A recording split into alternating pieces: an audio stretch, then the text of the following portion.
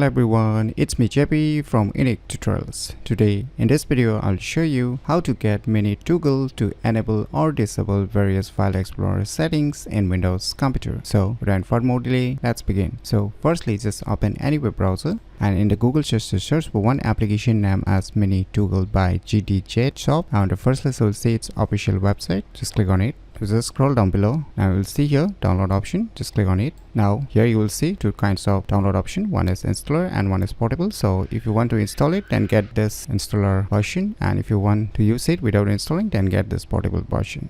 So finally the file has been downloaded. So let me go to the folder where it is being downloaded and let me close this web browser. Just double click it to extract this zip file.